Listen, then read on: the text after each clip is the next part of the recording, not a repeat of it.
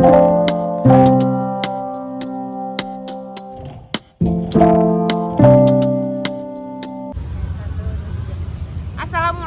warahmatullahi wabarakatuh.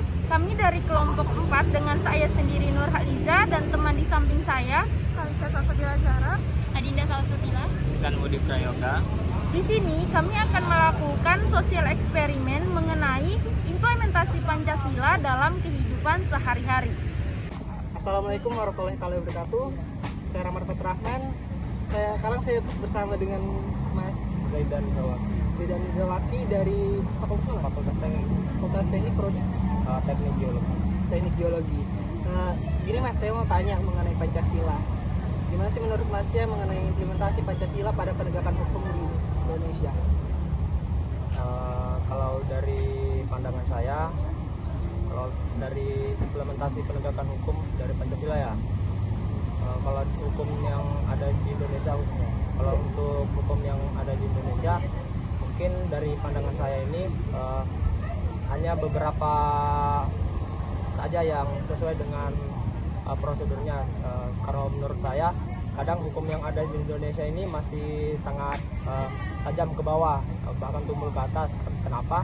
Karena dari yang saya lihat dari kasus-kasus yang ada juga, kebanyakan apabila yang terjerat hukum itu orang-orang yang memiliki jabatan yang tinggi, kemungkinan itu dia dihukum sesuai dengan prosedur atau hukum yang ada itu sangat kecil, dan bahkan apabila masyarakat kecil itu yang melanggar, meskipun hanya dengan pelanggaran yang kecil, menurut saya itu bahkan bisa dihukum yang sangat berat. Jadi menurut saya hukum yang ada di Indonesia ini apabila dikaitkan dengan Pancasila akan kesetaraan di muka hukum itu masih sangat minim lah. Ya, itu tadi tanggapan dari Masnya mengenai Pancasila, bahwa Pancasila pada penegakan hukum di Indonesia belum terjalan sepenuhnya, dan realisasinya dan kenyataannya yang kita lihat, hukum masih tajam ke bawah dan tumpul ke atas. Sekian dari saya. Wassalamualaikum warahmatullahi wabarakatuh. Assalamualaikum warahmatullahi wabarakatuh. Pada hari ini saya akan melaksanakan sosial eksperimen dengan Bapak siapa? Pak Robi. Baik Pak Robi, bagaimana menurut Bapak tentang LGBT dalam implementasi Pancasila?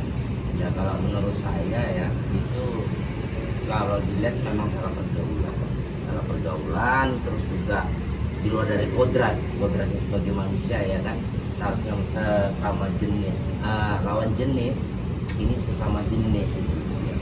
Kalau menurut saya ya sangat disayangkan lah, cuma kan oknum-oknumnya tidak semua.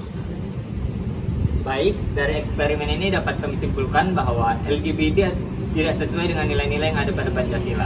Demikian. Assalamualaikum warahmatullahi wabarakatuh. Di sini saya akan melakukan sosial eksperimen dengan Bapak Solihin Bone. Iya, kepada Pak Bone saya mau bertanya Pak, bagaimana pendapat Bapak mengenai implementasi Pancasila dalam penegakan hukum yang ada di Indonesia? Oke, menarik pertanyaannya ya. Jadi dua hal saja ya. Yang pertama ya tentu banyak pekerjaan rumah ya. Dia belum betul-betul dimaksimalkan dalam bentuk berbangsa karena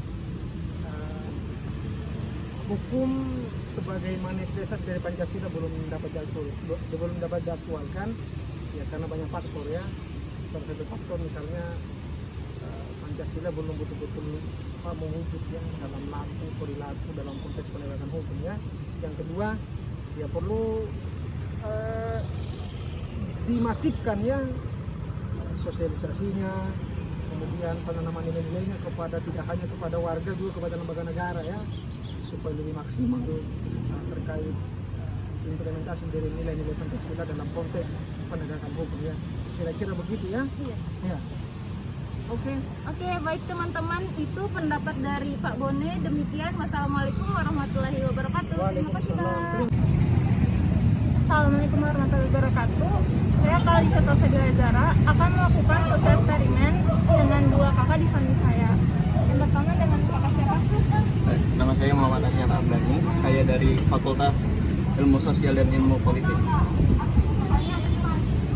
nama saya Hikmat Maka dari Fakultas Sosial dan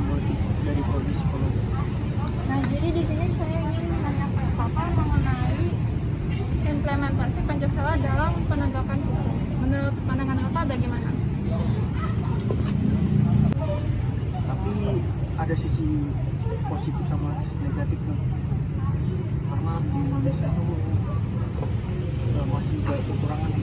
Dalam Pancasila kan ada keadilan sosial bagi seluruh rakyat Indonesia, tetapi di Indonesia ini masih banyak kekurangan. Contohnya apa nih?